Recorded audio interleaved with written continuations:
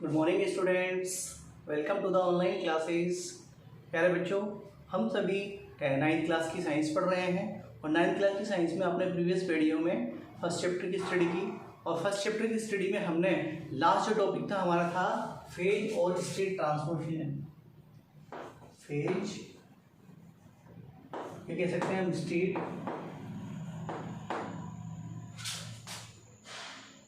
Transformation.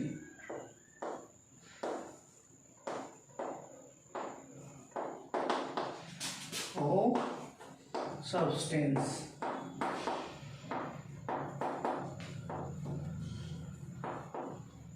तो phase और state transmission जो होता है वो हम टू टाइप से कर सकते हैं, by the temperature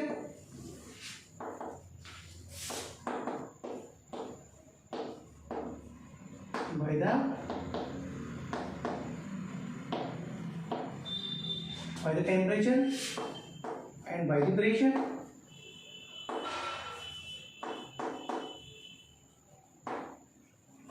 by the pressure, by the temperature में हमने देखा कि टेम्परेचर को इंक्रीज या डिक्रीज करके जो है हम किसी भी सब्सटेंस की स्टेट को क्या कर सकते हैं, चेंज। और इसमें हमने क्या क्या पढ़ लिया, देखो इसमें हमने पढ़ा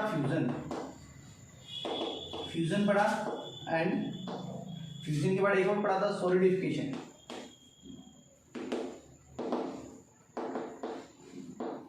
फ्यूजन की क्या बात क्या पढ़ा हमने, सॉलिडिफिकेशन।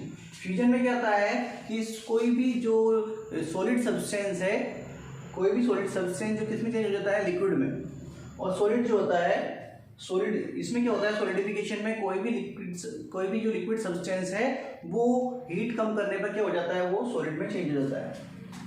नेक्स्ट पढ़ा हमने वेपोराइजेशन।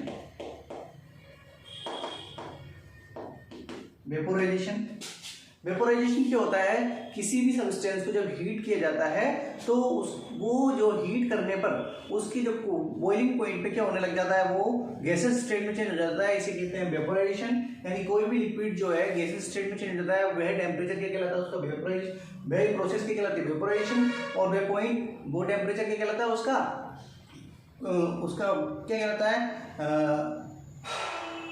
उसका टेम्परेचर क्या कहलाता है, वो बॉइलिंग पॉइंट। ठीक है। नेक्स्ट पढ़े इसका जो अपोजिट जो होता है वो क्या होता है, कंडेंसेशन।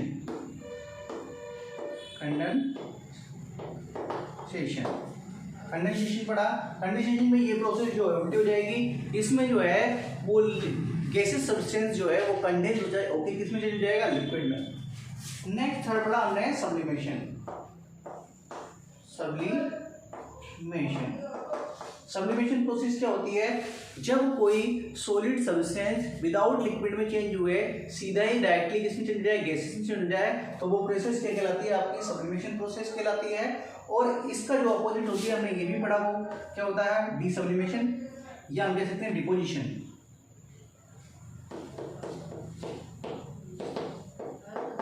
डिपोजिशन बोल सकते हैं, ये क्या बोल सकते हैं इसको, डी सब्लिमेशन। ओके। डीसब्लिमेशन में क्या होगा, डीसब्लिमेशन में कोई भी गैसेस सब्सटेंस जो सीधा डायरेक्टली किसमें चेंज होगा, सॉलिड में चेंज होगा, और इसमें विदाउट ये लिक्विड में चेंज नहीं होगा, सीधा डायरेक्टली इसमें जो गैसेस में, इसको डीसब्लिमेशन या डिपोजिशन प्रोसेस कह सकते हैं। इसके बाद हमने टेम्परेचर में और क्या पढ़ा, टेम्परेचर में एक प्रोसेस और पढ़ी थी हमने, क्या, 3 डिग्री। एक पढ़ा था आपने मेल्टिंग पॉइंट।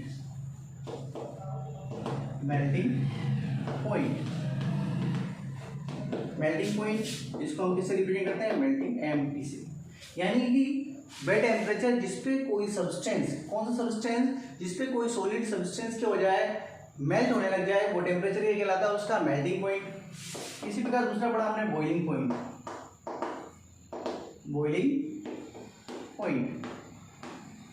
बॉइलिंग पॉइंट क्या था, इसे बीपी से रिप्रेजेंट करते हैं।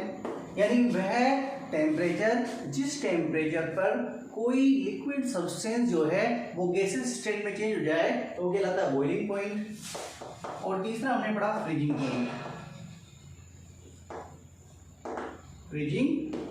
पॉइंट। तो इनके बारे में हम स्टडी कर चुके हैं। फ्रीजिंग पॉइंट क्या होता है, वह टेम्परेचर, जिस टेम्परेचर पर कोई जो लिक्विड सब्सटेंस है वो किसमें चेंज जाए, सॉलिड में, तो वह टेम्परेचर क्या कहलाता है, उसका फ्रीजिंग पॉइंट। यानी the change the temperature in which solid substance converted into liquid, that is called melting point. The temperature in which liquid substance converted into gas, that is this temperature is called boiling point. And the temperature in which liquid substance change into solid, that temperature is called freezing point. Okay, ये हम study कर चुके हैं। अब हम पढ़ेंगे state और phase changes by the pressure.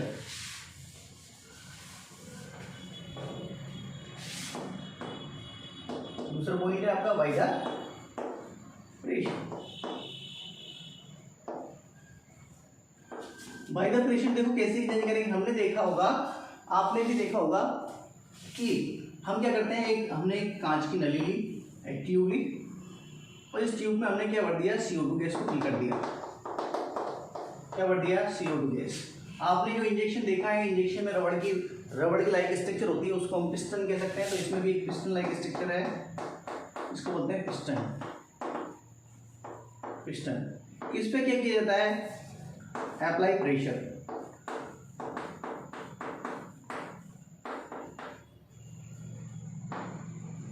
इस पे क्या किया जाता है, प्रेशर अप्लाई किया जाता है।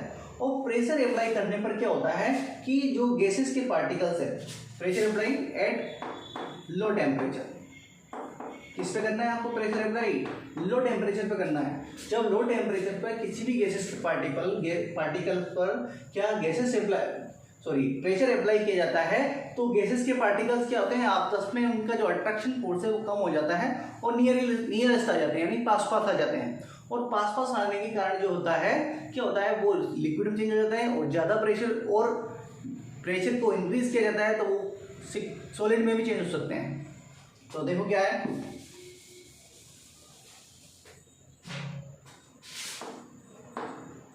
when they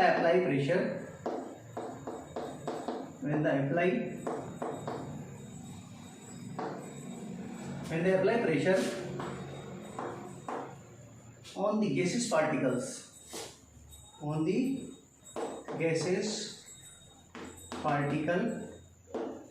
at low temperature,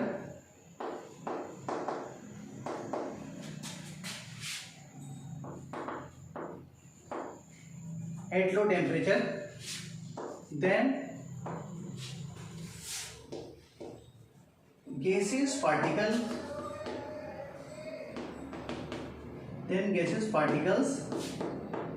convert into liquid and gases, liquid and solid state, यानी कि when the apply pressure on the gaseous particle at low temperature, then gaseous particle convert into liquid and solid state, यानी liquid में भी change हो सकता है, फिर उसमें सॉलिड में चेंज हो सकता है। जैसे कि एग्जांपल देखो इसका, एग्जांपल CO2 गैस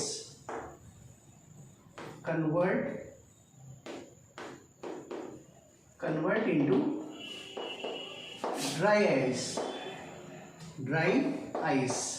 और ध्यान रखना, ड्राई आइस का फॉर्मूला भी क्या होता है, CO2 ही होता है।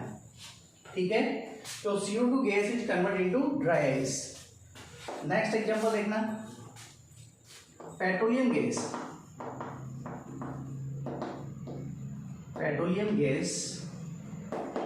Is convert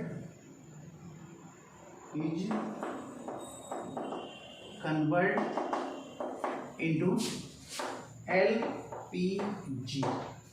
LPG means liquid petroleum gas. ठीक है, जब पेट्रोलियम के पार्टिकल्स पे क्या करते हैं, हम प्रेशर अप्लाई करते हैं on very low temperature, then petroleum gas is converted into liquid, यानी कि एलपीजी में कन्वर्ट हो जाती है। तीसरा, natural gas is convert into CNG। CNG stand for compressed natural gas, यानी कि जब नेचुरल गैस को क्या किया जाता है, कंप्रेस किया जाता है, तो ओवर द प्रेशर के द्वारा तो वो जो नेचुरल गैसेज हैं वो किसमें कन्वर्ट हो जाती है, CNG में कन्वर्ट हो जाती है, यानी कंप्रेस्ड नेचुरल गैसेज में। तो हमारा जो ऑपरेशन का जो ये जो है पहली जो ट्रांसफॉर्मेशन फिनिश हो गया। अब नेक्स्ट टॉपिक चलते हैं लेटेंट हीट पर।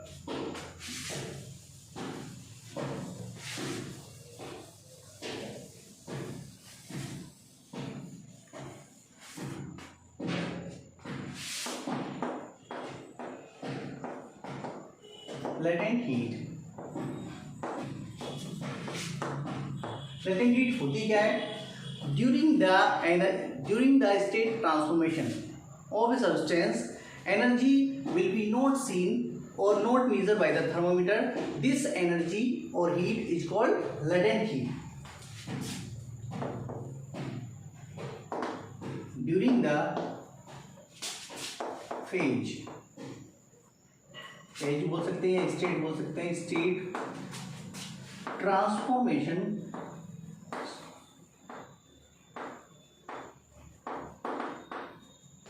during the phase or state transformation, heat are not seen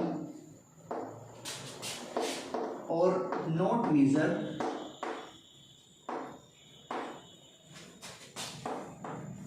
by the thermometer.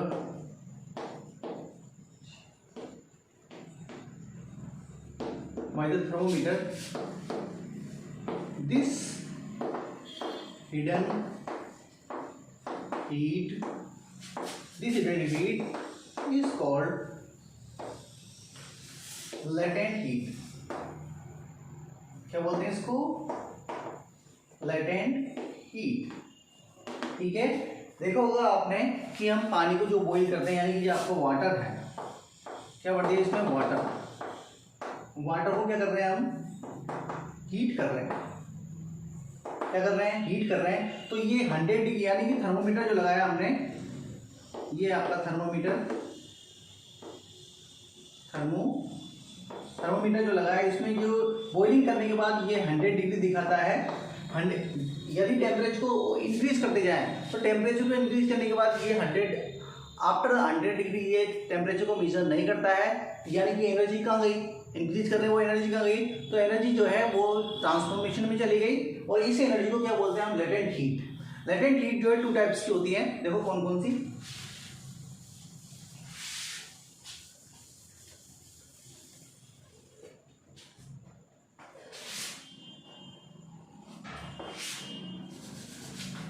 First है आपकी लेटेंट हीट ऑफ फ्यूजन। क्या होती है? On atmospheric pressure, ATM pressure, इसमें ATM मतलब atmospheric pressure, and atmospheric pressure at the amount of energy,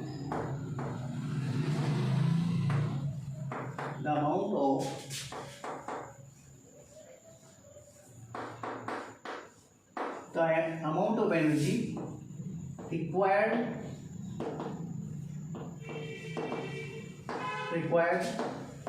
to convert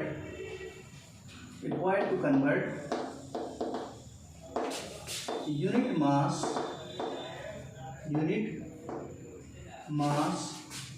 क्या बोल सकते हैं? 1 किलोग्राम, या बोल सकते हैं इसको 1 ग्राम। यूनिट मास 1 किलोग्राम और 1 gram of a substance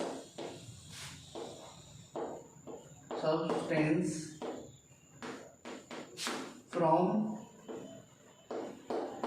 solid to liquid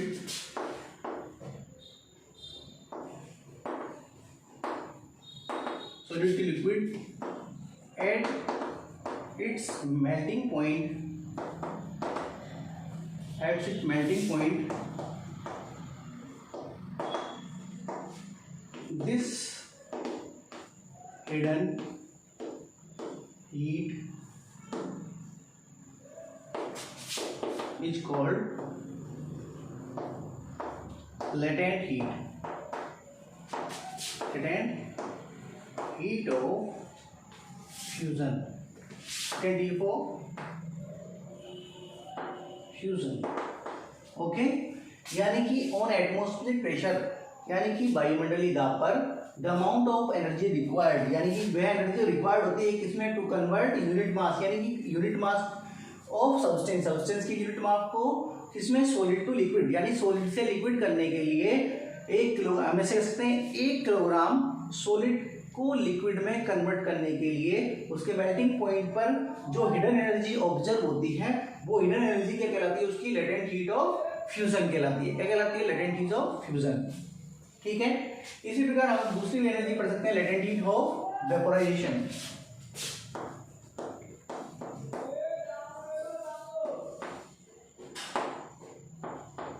vaporisation, latent heat of vaporisation. देखो, latent heat of vapour on atmospheric pressure the amount of energy required to convert unit mass of substance from liquid to gas at its boiling point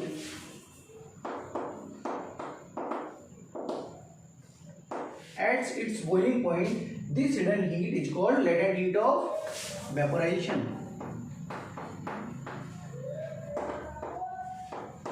This heat is called latent heat of vaporization. अब ऐसा कैसा ये बिल्कुल, लेकिन इसमें क्या हो गया कि जो 1 किलोग्राम या 1 यूनिट मास जो है सब्सटेंस है, उसको लिक्विड से गैस में कन्वर्ट करने के लिए जो हिडन एनर्जी होती है, उसी को क्या कहते हैं हम, लेटेंट हीट ऑफ वेपोराइजेशन। ठीक है, ये होगा हमारा लेटेंट हीट। अब नेक्स्ट टॉपिक चलता है टेम्परेचर जो मेजर करते हैं हम, या टेम्परेचर स्केल दे सकते हैं हम, स्केल, टेम्परेचर स्केल,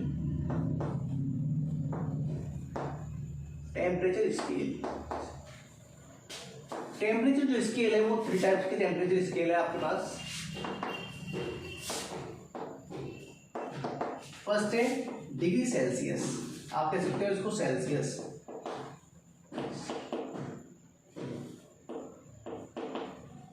सेल्सियस, और दूसरा है आपका केल्विन, केल्विन, और थर्ड है आपका फारेनहाइट।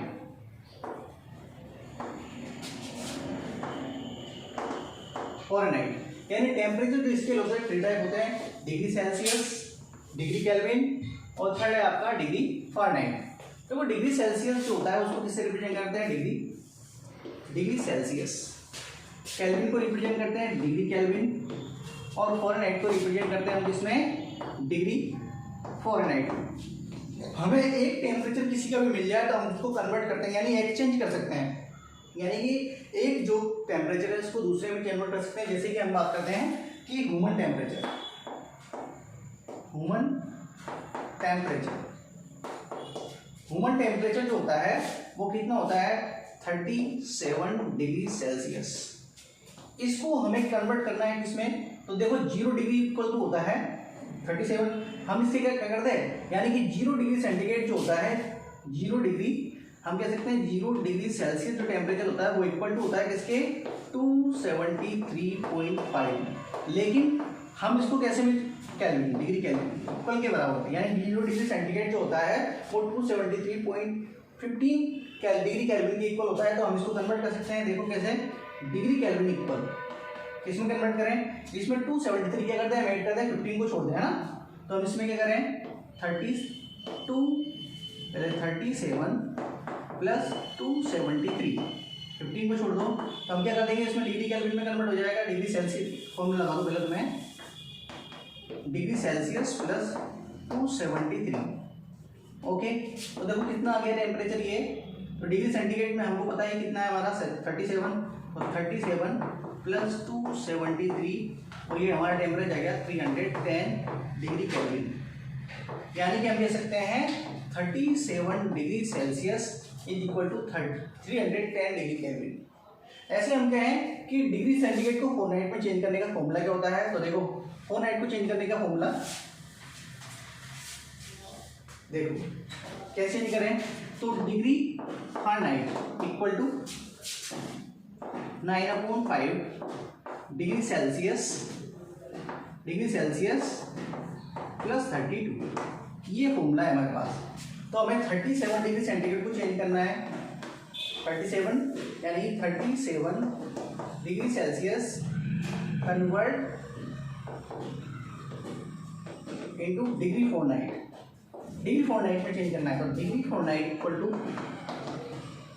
9/5 कितना है हमारे पास 37, इसको पहले सोल्व करेंगे प्लस 32। तो देखो इसमें हमने मल्टीप्लाई किया, देख कितना आया 63, ये आ गया हमारे पास 963 की